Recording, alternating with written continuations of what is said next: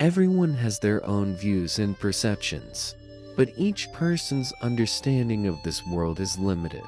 If someone stubbornly clings to the idea that only what they believe is the absolute truth, they will think that everything else is wrong. Hello everyone, welcome to my channel. I am Shinyuan.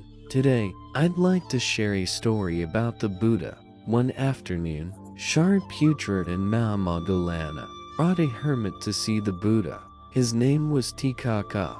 This hermit was actually Shariputra's uncle. Shariputra and Mahamoggallana were the Buddha's chief disciples.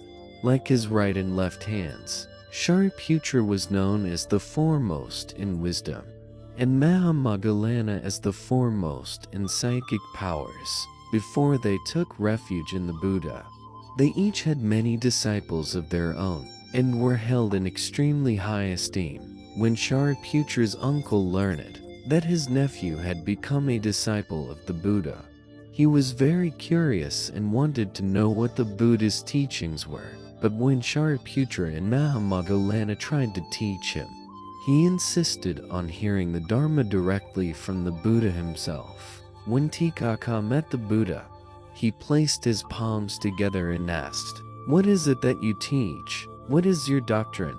"For my part," he continued, "I detest all theories and doctrines. I don't believe in any of them at all." The Buddha smiled and asked, "Do you believe in your own doctrine of not believing in any theories or doctrines?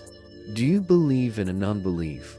The Buddha's question was somewhat unexpected. Tikaka replied, "Whether I believe in it or not is irrelevant. Please do not play word games with me." The Buddha said calmly, "Once a person is bound by certain theories or dogmas, they immediately lose all their freedom. If someone stubbornly clings to the idea that only what they believe is the absolute truth, they will regard all other views as heresy. Conflicts and disputes arise entirely from narrow perspectives and views. These conflicts can expand endlessly, wasting precious time and even leading to war. Obsession with one's views is actually the greatest obstacle to the spirit. A person bound by narrow-mindedness and prejudice will be so obstructed that they cannot open the door to truth." Then the Buddha said, "Let me tell you a story. It is about a young widower and his 5-year-old son. This man loved his son more than anything. One day, the father had to go out on business and left his son alone at home. After the father left, a band of bandits raided the village. They burned, killed, and looted throughout the village, and they took his son away with them. When the father returned from outside, he found his entire house burned to the ground. Right nearby, there lay the charred body of a child. He assumed it was his son. In immense grief, he cremated what remained of the body. Because he missed his son so deeply, he placed the ashes in a bag and carried it with him every single day.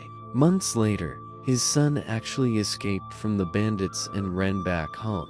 However, it was the middle of the night. The boy pounded desperately on the door. At that moment, the father was holding his son's ashes and crying bitterly.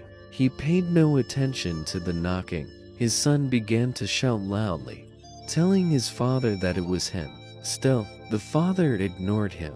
He was convinced that his son was dead. He thought it was some local children playing a prank on him. In the end, his son had no choice but to wander away. And just like that, father and son were separated forever. After telling the story, the Buddha turned to Tikaka and said, "You see, my friend, if we cling to certain beliefs as absolute truth, one day we may end up like that widower. If we think we have already grasped all the truth, then when the real truth comes knocking, we will be unable to open our hearts to accept it." Tikaka asked, "Then what about your teachings? If others follow what you teach, will they also be trapped within narrow views?" The Buddha said, "What I teach is not a doctrine or a philosophy. It is not a theoretical inference or a mental conjecture. Unlike some philosophical theories, It does not attempt to explore the fundamental elements of the universe, whether they are earth, water, fire, wind, or God, or whether the universe is finite or infinite, temporary or eternal. All mental speculation about truth is like ants crawling around the edge of a round basin. They never get anywhere. What I teach is not philosophy.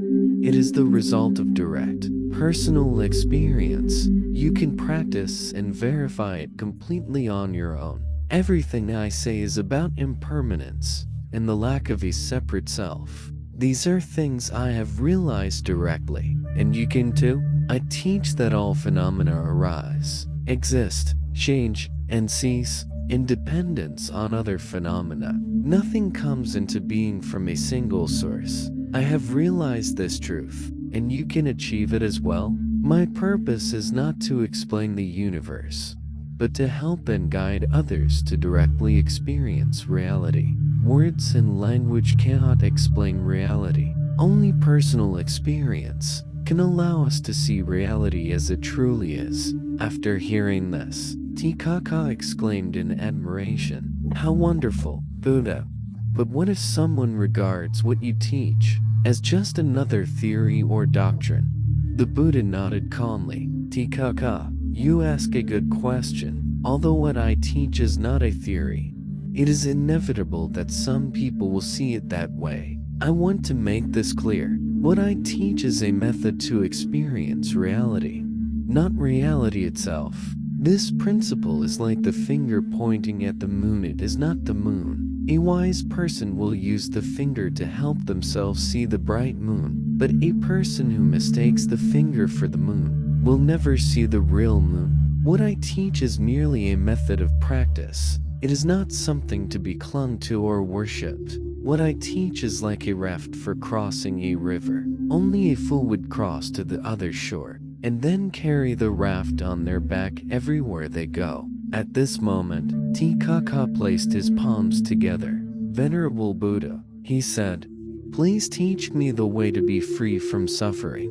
The Buddha said, "There are three kinds of feelings: pleasant, unpleasant, and neutral. These three kinds of feelings all arise from physical and mental experience. Feelings, like all other phenomena, are subject to arising and ceasing. The method I teach is to deeply understand the origin and nature of your feelings, whether they are pleasant, unpleasant, or neither. When you see the origin of a feeling, you will understand its nature. You will realize that feelings are not permanent, and gradually, you will no longer be disturbed by the arising and passing away of feelings. Almost all suffering arises from wrong views about reality. Remove the incorrect views, and suffering will naturally cease. Wrong views cause people to see the impermanent as permanent. Ignorance is the root of all suffering. We practice the way of mindfulness to free ourselves from ignorance. A person must see things completely clearly in order to realize their true nature. One cannot eliminate ignorance merely by reciting scriptures or making offerings. At that time, disciples such as Shariputra, Mahamoggallana, and Channa were all present, listening to the Buddha's explanation. Shariputra was the best at deeply comprehending the Buddha's meaning. They all placed their palms together and bowed to the Buddha. At this moment, Shariputra's uncle, Tikaka, also bowed sincerely at the Buddha's feet. Completely convinced, the other disciples felt an immense pride in being near the Buddha. That's all for today's video. If you enjoyed my content, please like and subscribe to my channel. See you next time.